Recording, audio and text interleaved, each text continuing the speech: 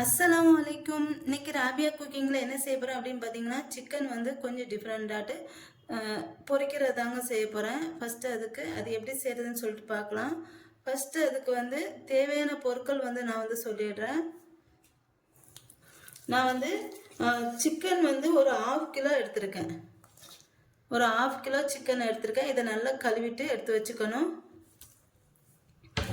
அடுத்து ஒரு 5 காஞ்ச மிளகாய், ஒரு 1/2 ஸ்பூன் சோம்பு, 5 காஞ்ச மிளகாய், 1/2 ஸ்பூன் சோம்பு, ஒரு 10 பல்லு பூண்டு, ஒரு 2 துண்டு இஞ்சி, கொஞ்சம் கருவேப்பிலை, கொஞ்சம் மல்லி இலை, ஒரு 7-8 சின்ன வெங்காயம். அடுத்து ஒரு 2 ஸ்பூனு கார்ன்ஃப்ளவர் மாவு. அடுத்து 1 ஸ்பூன் கரம் மசாலா, 1 ஸ்பூன் மிளகாத்தூள். இப்போ இது எல்லாத்தையும் எப்படி செய்யறதுன்னு சொல்லிட்டு பார்க்கலாம். ஃபஸ்ட்டு நான் வந்து ஒரு ஜார் எடுத்திருக்கேன். இதில் வந்து இந்த காஞ்ச மிளகாய், சோம்பு வந்து சேர்த்துருக்கேன். அடுத்து இந்த வெங்காயம் வந்து சேர்த்துக்கிறேன். அடுத்து மல்லி இலை சேர்த்துக்கிறேன். அடுத்து கருவேப்பிலை வந்து சேர்த்துக்கிறேன். அடுத்து வந்து இந்த இஞ்சி பூண்டு,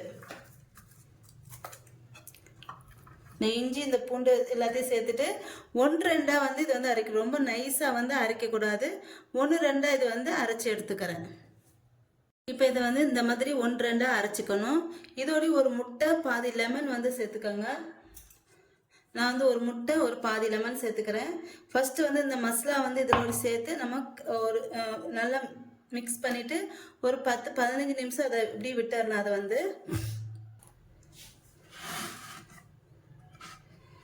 இப்போ இதில் வந்து தேவையான அளவு உப்பு வந்து சேர்த்துக்கிறேன். அடுத்து வந்து இந்த அரைச்சி வச்சுருக்க பேஸ்ட்டை வந்து சேர்த்துக்கிறேன்.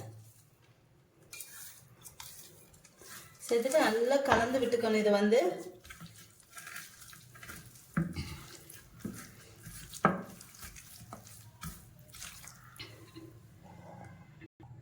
இப்போ நல்லா மிக்ஸ் பண்ணியாச்சு. இது ஒரு 10 நிமிஷம் இருக்கட்டும். இப்போ இது ஒரு 10 நிமிஷம் ஆயிடுச்சு. இப்போ இதில் வந்து கார்ன்ஃப்ளவர் மாவு வந்து சேர்த்துக்கிறேன்.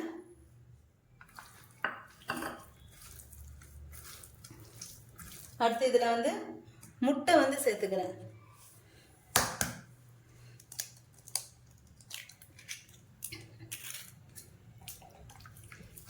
நல்லா மிக்ஸ் பண்ணி விட்டுக்கணும். இதை கார்ன்ஃப்ளவர் மாவும் முட்டையும் சேர்த்துட்டு இந்த மாதிரி நல்லா மிக்ஸ் பண்ணி விட்டுக்கோங்க.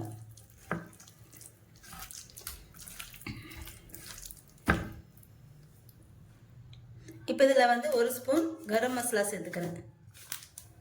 அடுத்து ஒரு 1.5 ஸ்பூன் மிளகாத்தூள் வந்து சேர்த்துக்கிறேன்.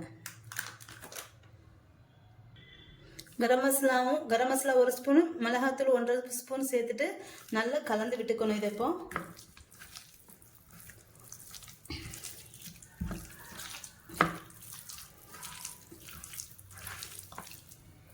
அடுத்து இதில் லெமன் ஜூஸ் புழிஞ்சிக்கலாம்.